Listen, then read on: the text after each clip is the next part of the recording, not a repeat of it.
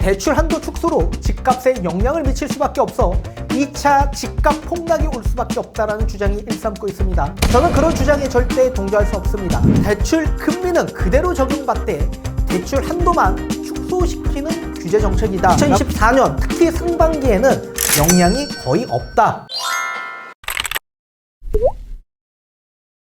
네, 안녕하세요. 반갑습니다. 이경민의 부동산 하이킥의 이경민입니다.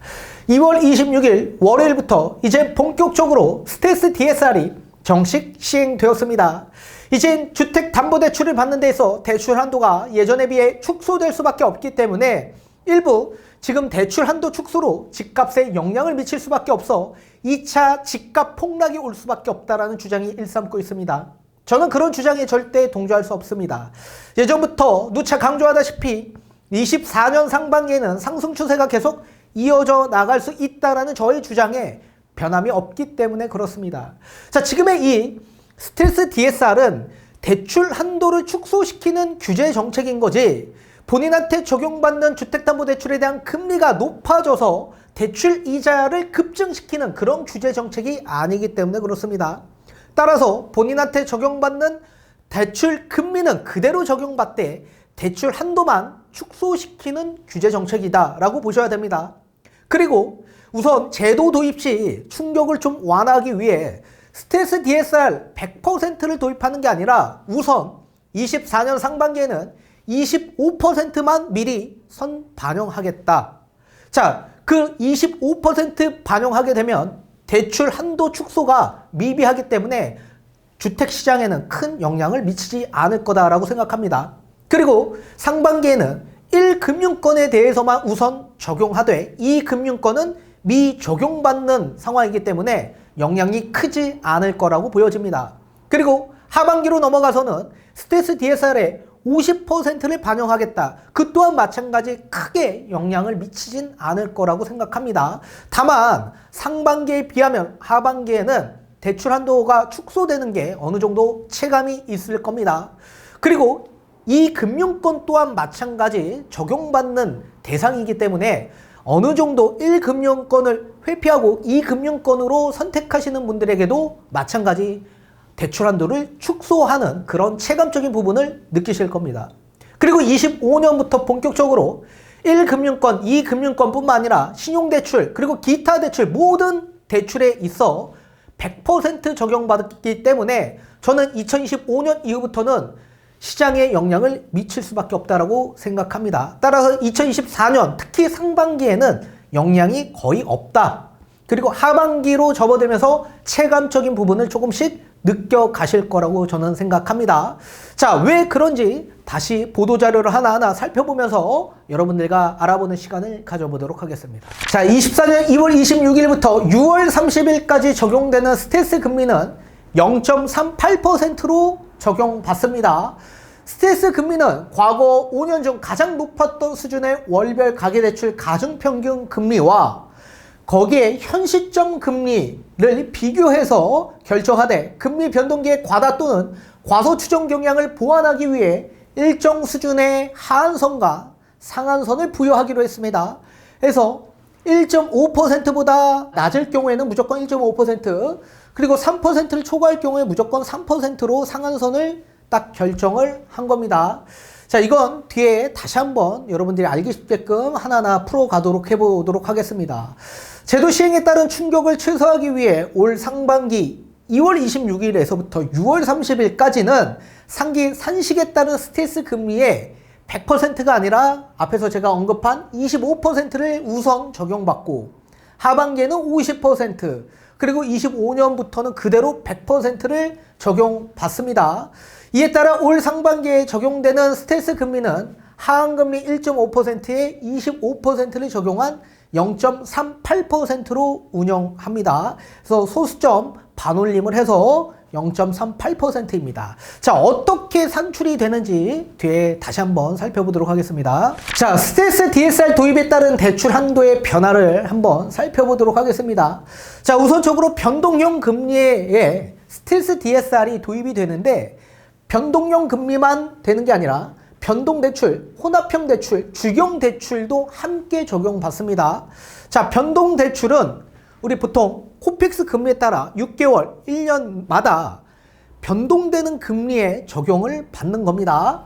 그리고 혼합형 금리는 1년, 3년, 5년, 보통 5년 고정금리, 그 이후에 변동금리로 바뀌는 대출을 혼합형 대출, 주경 대출은 일정 기간 동안 동일한 고정금리로 적용받습니다. 따라서 5년 동안은 3% 고정, 그리고 5년이 지난 이후에 금리에 따라 또 5년 고정, 이렇게 주기마다 금리를 적용받는 주경 대출이 있습니다. 이렇게 세 가지의 대출에 따라 적용받는 규제가 스텔스 DSR이 도입이 된다라고 보셔야 됩니다. 자, 우선 과거 5년간 최고금리, 이게 2022년 12월 달에 5.64%가 최고금리였습니다.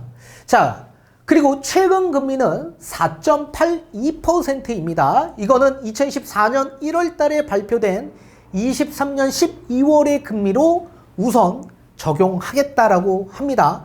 그리고 1년에 2번 적용을 받는데 상반기와 하반기 이렇게 나눠서 금리가 책정이 됩니다.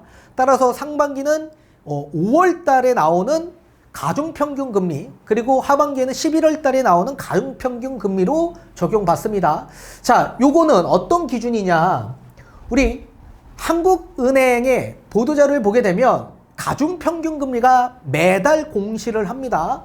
자, 그 가운데 신규 취급액 기준에 가계대출의 금리, 요 금리가 가중평균 금리입니다.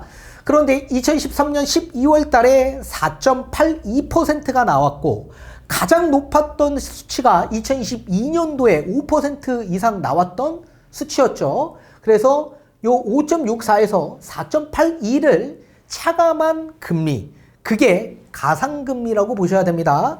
자, 다시 돌아와서, 자, 따라서 5.64%가 가장 높았던 금리였고, 요게 A입니다. 그리고 B는 최근 금리에서 상반기 기준을 23년 12월 달 금리로 일단 적용하겠다라고 했습니다. 그래서 요 4.82 차감하면 0.82%가 나옵니다. 근데 하한금리가 1.5%이기 때문에 요 1.5% 밑도는 금리는 무조건 1.5%로 적용받는다라고 보셔야 됩니다. 따라서 1.5%가 이제 스텔스 DSR 금리인데, 여기에 2024년 상반기에는 25%를 우선적으로 적용하겠다라고 했죠. 따라서 0.375%인데 반올림해서 0.38%를 적용받는다. 그리고 하반기에는 50%를 적용받아 0.75%를 적용받고, 2025년부터는 이제 100%이기 때문에 1.5%를 적용받게 되는 겁니다. 이해되셨죠? 자, 그러면 소득 기준 5천만 원의 차주가 만약에 30년 만기에 원리금 상환균 등으로 대출을 받는다라고 가정을 해본다면 DSR 40%가 적용받기 때문에 연에 납부하는 원금과 이자 금액이 2천만 원을 초과할 수가 없습니다. 자, 그 기준을 보게 되면 3억 3천만 원까지 대출을 받을 수 있게 된다.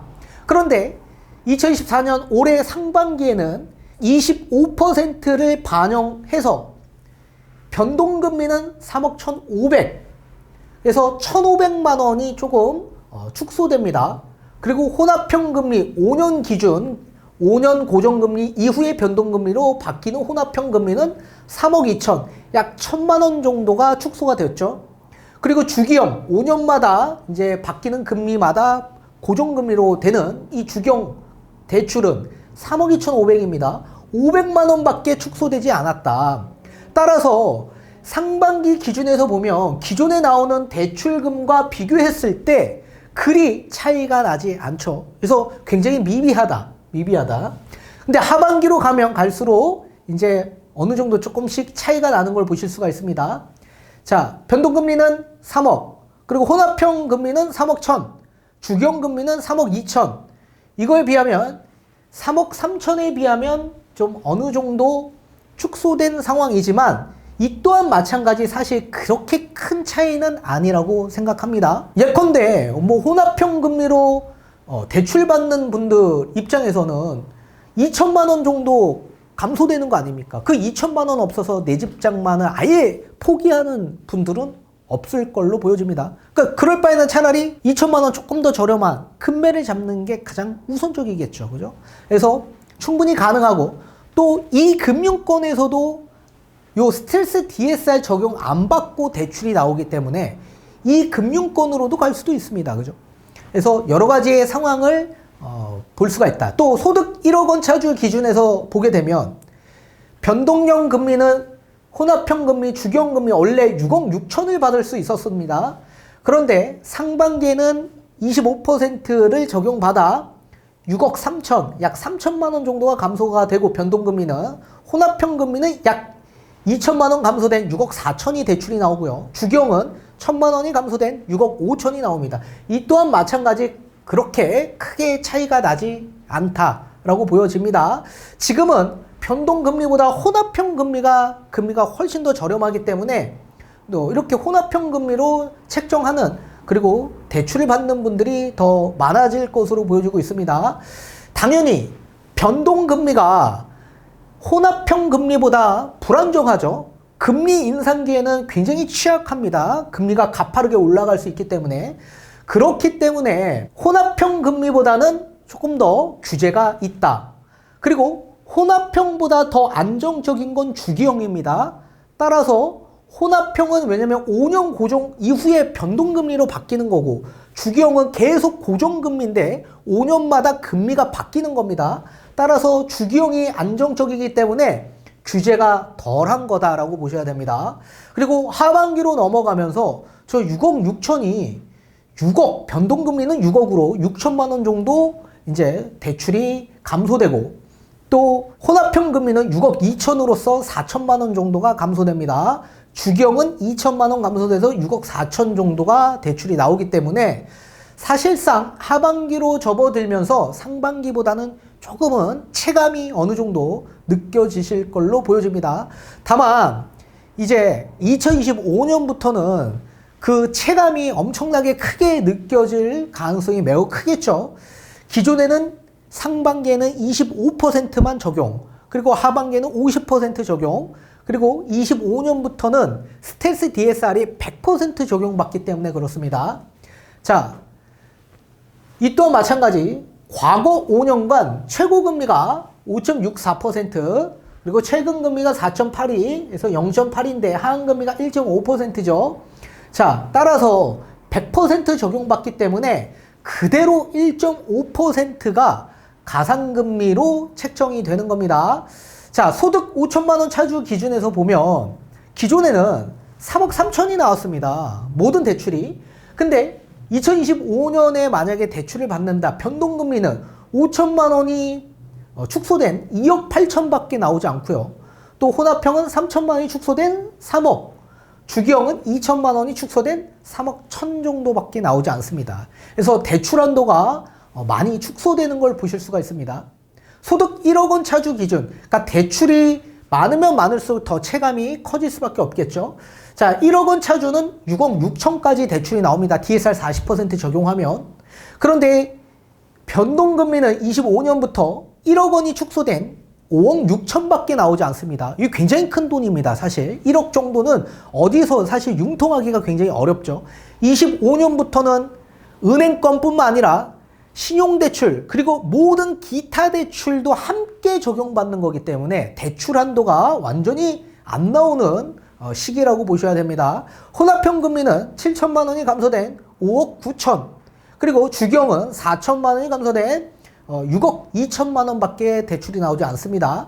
따라서 이제 25년 이후부터 변동금리보다는 혼합형 금리보다는 이젠 고정금리로 수요층들이 많이 집중할 수밖에 없을 거고, 또 이렇게 대출 한도가 많이 나오지 않기 때문에 내 집 장만하는 수요층들의 심리가 저하될 가능성이 매우 클 거다라고 생각합니다. 자, 그리고 스텔스 DSR 도입 관련된 주요 Q&A를 한번 살펴보도록 하겠습니다. 자, 스텔스 DSR은 무엇이며 도입 취지는 뭐냐? 자, DSR 한도 산정할 때 일종의 가상금리를 부과하는 제도를 스텔스 DSR이라고 합니다. 자, 그간 대출 취급 시점의 금리를 기준해서 한도가 산정됐지만 향후 금리 상승 시에 차주가 과도한 이자 부담을 짊어지게 되는 한계가 존재했었습니다. 자, 스텔스 DSR 시행으로 DSR 제도가 소비자의 미래 금리 위험까지 고려하게 되는 만큼 상한 능력 범위 내에 대출을 해주는 그리고 대출을 받는 그런 관행이 더욱 정착될 거라고 기대한다라고 합니다. 자, 최근 금리 급등기에 적용한 가상의 스텔스 DSR 사례를 한번 살펴보도록 하겠습니다. 자, 연소득 5천만 원인 차주가 있습니다. 자, 과거로 돌아가서 2020년 6월 달 그 당시의 대출 금리가 2.43%였습니다. 자, 30년 만기 변동 금리로 주택담보대출을 받고 지금까지 계속 유지하신 분이 있다라고 가정해 봅시다. 그리고 6개월마다 이 금리가 변동된다라고 합니다. 자, 기존에는 DSR 40%로 한정해서 대출을 받았을 경우 4억 2,500만 원까지 대출이 나왔었습니다. 자, 그런데 적용금리, 시중금리가 요 2020년 2.43%였던 게 21년 상반기 2.72%로 상승되었고 또 2022년 6월에서 22년 12월 달에는 4.08%로 상승되었죠. 그리고 22년 12월에서 23년 6월에는 5.3%로 요 주택담보대출 금리가 상승되었습니다. 기준금리가 상승이 돼서 담보대출 금리도 상승이 되었었죠. 자, 따라서 기존에는 DSR이 40% 내에서 이렇게 대출이 4억 2,500만 원까지 나왔었는데 근데 이게 시간이 지나서 보니까 DSR이 더 높아지게 되는 겁니다. 높아지게 된 이유는 금리가 높아졌기 때문에 원금과 이자 상환액이 엄청나게 높아졌죠. 그래서 기존에는 안정적인 40% 내에서 대출을 받았다라고 생각하는데 금리 인상기에 어떻게 됩니까? DSR이 엄청나게 높아져서 가계부채 부담 증가뿐만 아니라 위험성도 높아진다. 그래서 요거를 줄이기 위해서 스텔스 DSR을 도입하겠다라는 내용입니다. 다만 스텔스 DSR을 도입할 때 도입 전에는 4억 2,500을 받았지만 도입하면 3억 5천만 원까지 대출이 가능해져서 대출 한도액은 축소가 되지만 금리가 이렇게 인상이 된다라고 하더라도 기존에 DSR이 33% 한도 내에서 나오고 그리고 아무리 대출 금리가 높아진다라고 하더라도 43%까지밖에 상승되지 않아서 대출의 위험도를 낮출 수 있다. 이런 내용으로 스텔스 DSR 도입을 정착하도록 하겠다라고 밝힌 겁니다. 자, 24년 2월 26일부터 스텔스 DSR이 적용되는 대출 범위는 어떻습니까? 자, DSR 적용되는 은행권 주택담보대출에 대해 적용이 되는데 아파트, 빌라, 다세대, 단독, 오피스텔도 포함해서 이렇게 스텔스 DSR 전부 다 적용받는다라고 보셔야 됩니다. 다만 실수 어려움 등을 감안해서 증액 없는 자행 대환 그리고 재약정은 24년 말까지 적용이 유예되고 25년부터 예외 없이 무조건 적용받는다라고 보셔야 됩니다. 향후에는 스텔스 DSR 안착 추이를 보아가며 24년 하반기에는 은행권 신용대출 및 이 금융권 주택담보대출로 그리고 25년도에는 DSR 적용되는 모든 대출이 확대될 예정이라고 합니다. 자, 스텔스 금리는 몇 %이며 어디서 확인할 수 있습니까? 자, 앞에서 제가 보여드린 한국은행의 이 공시 가중평균 금리가 나오는 공시 발표 자료를 보시면 되는데 그것까지 이제 찾아보기 어려우니까 어떤 걸 봐야 되냐면 은행연합회 홈페이지를 보면 이제 앞으로 알 수가 있다라고 합니다. 여기에 다 기재를 해놓겠다라고 합니다. 자, 24년 2월 26일부터 24년 6월 30일까지는 0.38%로 일단 적용받습니다. 그리고 매년 2회에 걸쳐 주기적으로 변경될 예정에 있습니다. 그래서 상반기, 하반기로 나눠질 예정이 있다라고 보셔야 됩니다. 자, 스텔스 금리 부과로 차주가 실제 부담하는 금리가 상승하는 거냐? 자, 스텔스 DSR 도입하면 내가 적용받는 주택담보대출 금리가 높아진다라고 생각하시는 분들이 많으신데 그렇지 않습니다. 이 스텔스 금리는 DSR 한도를 산정할 때 적용되는 금리이지 이 금리 부과로 인해 실제 부담하는 금리가 증가되는 건 아니다. 이렇게 알아두셔야 됩니다. 그래서 적용받는 대출금리, 그 금리는 그대로 적용받되 대출 한도만 축소시키는 그런 규제 정책이라고 보셔야 됩니다. 자, 경과 규정에 대해서 열거했습니다. 스텔스 DSR은 원칙적으로 24년 2월 26일 이후 신규로 취급되는 주택담보대출에 대해서 적용합니다. 자, 그리고 타행으로 대환하는 경우, 이 경우에도 포함한다. 자, 다음의 경우 경과 규정에 따라 예외적으로 스텔스 DSR 적용받지 않습니다. 2024년 2월 25일까지 주택 매매 계약을 체결하고 계약금 이미 납부한 사실을 증명했거나 금융회사가 전상상 등록 등을 통해 대출 신청 접수를 완료했거나 금융회사로부터 대출 만기 연장 통보를 받은 차주 등의 경우에는 예외 조건으로 적용받지 않습니다. 그리고 24년 2월 25일까지 입주자 모집 공고 등이 있었던 사업장에 잔금 대출도 마찬가지 적용받지 않습니다. 다만 전매가 된 경우에는 제외하고 적용받는다라고 보셔야 됩니다. 자, 모든 유형의 주택담보대출에 대해서도 스텔스 금리가 적용되는 거냐? 자, 차주 금리 변동 리스크가 충분한 기간에 걸쳐 경감되는 순수 고정형 주택담보대출에 대해서는 스텔스 금리가 적용되지 않습니다. 자, 요거는 뒤에 가서 다시 한번 말씀을 드릴 겁니다. 자, 그 이외에 변동형 주택담보대출 및 혼합형 주기형 주택담보대출에 대해서는 모두 스텔스 금리가 적용됩니다. 다만 혼합형과 주기형 대출 중에 대출 만기 대비 고정금리 기간이 차지하는 비중 또는 대출 만기 대비 금리 변동 주기 비중이 높을수록 스텔스 금리는 다음과 같이 완화되어 적용합니다. 자, 스텔스 금리가 완화 적용되기 위해서는 고정금리 기간 그리고 금리 변동 주기가 최소 5년 이상 유지되어 차주 금리 변동 리스크를 실질적으로 경감하는 상품이 돼야만 한다. 자, 이게 무슨 얘기냐? 우선적으로 고정금리는 적용받지 않습니다. 다만 변동형 금리는 어떻게 됩니까? 30년 만기로 대출을 받았는데 변동금리로 받은 겁니다. 그러면 30년 동안 변동하죠. 이거는 무조건 100%로 적용받습니다. 자, 다만 혼합형 금리와 주기형 금리 가운데 이 또한 마찬가지 5년 미만으로 정해졌다라고 한다면 100%를 받습니다. 자, 예컨대 고정형 혼합형 금리 4년 고정인데 그 이후에 변동금리다? 그러면 100%죠. 그죠?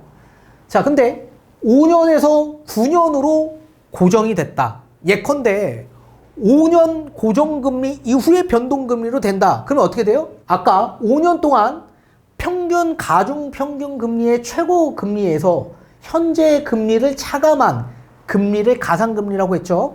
아까 0.38%가 나왔었죠. 그 금리의 60%, 이 60%가 적용된다. 그래서 혼합형 금리 5년에서 9년은 조금 더 완화해준다.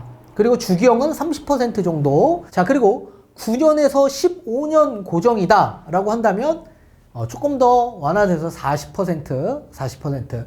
그리고 15년에서 21년은 20%만 적용한다. 그리고 70% 이상 21년 이상 고정형으로 만약에 책정했다. 그러면 미적용하겠다. 그래서 고정금리 기간이 길면 길수록 완화가 된다라고 보셔야 됩니다. 그리고 금리 변동 주기도 마찬가지. 그 주기가 길면 길수록 어떻게 돼요? 거의 완화된 혜택들을 보실 수가 있다. 이런 내용입니다. 자, 이렇게 앞으로 스텔스 DSR이 도입이 되었는데 실질적으로 2024년 상반기에 그리 사실 예전에 비해 대출한도 축소가 많지가 않기 때문에 시장에 미치는 영향은 좀 미비할 것으로 보여집니다. 다만 하반기로 넘어가면 넘어갈수록 그 느끼는 체감 자체가 상반기에 비하면 좀 달라질 수 있기 때문에 대출을 받고자 하는 수요가 예전에 비하면 조금 더 축소될 가능성이 있습니다. 그리고 2025년은 완벽히 체감적으로 너무 괴리감이 크죠. 기존에 대출이 나왔던 한도와 그리고 25년도에 나오는 대출 한도가 굉장히 괴리가 크기 때문에 아마도 수요가 조금 더 감소될 가능성이 있어 보인다. 이렇게 생각을 합니다. 그래서 25년 이후부터는 시장, 부동산, 주택 가격에 영향을 저는 미칠 거라고 봅니다. 다만 24년 상반기에는 저는 상승 추세가 계속 이어져 나갈 거다. 이렇게 강조합니다.